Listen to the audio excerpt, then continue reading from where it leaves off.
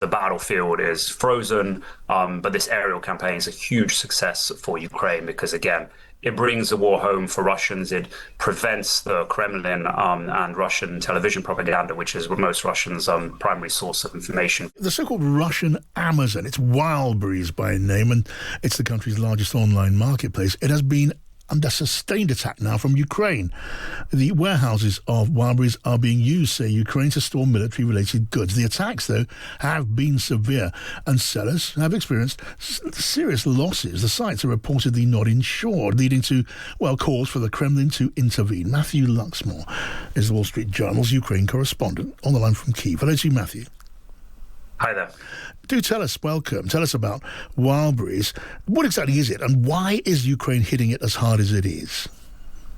Yeah, I mean, it's a huge company. It's Russia's largest e-commerce giant, kind of started by a woman who is now Russia's richest woman, who started selling things from her bedroom with her husband a bunch of years ago. Now it's grown into, a huge thing with warehouses all across Russia.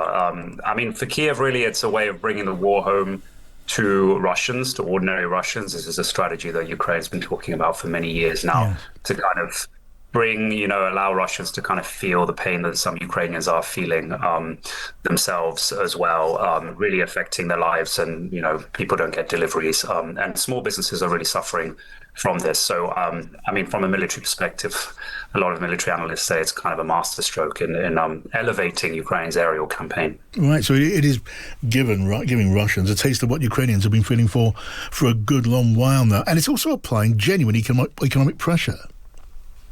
I mean, this could cripple Russia's largest e-commerce company. So, I mean, it's a pretty big deal. We're not at that stage yet, but Wildberries is really, really suffering from this. As we mentioned previously, hundreds, if not thousands, of small businesses have had a large part of their products wiped out. They're kind of appealing in public, some of them releasing videos crying on camera about the impact that this has had on their business. No mention, of course, of Russia's invasion of Ukraine, but I guess they're very focused on their bottom line and how this is affecting their lives. And it's kind of a strange phenomenon in Russia right now because the Kremlin obviously would like people to be all on the same page in a war that Russia says it's fighting to defend itself.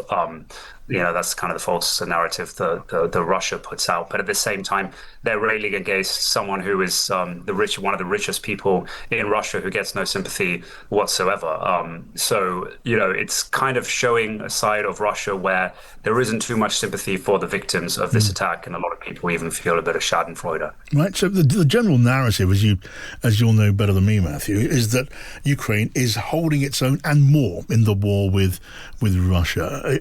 To that is being attributed the shift in mood on the part of President Trump, who seems to be much more sympathetic to President Zelensky and the cause of Ukraine. How does that feel in Kyiv? Is that the common feeling there?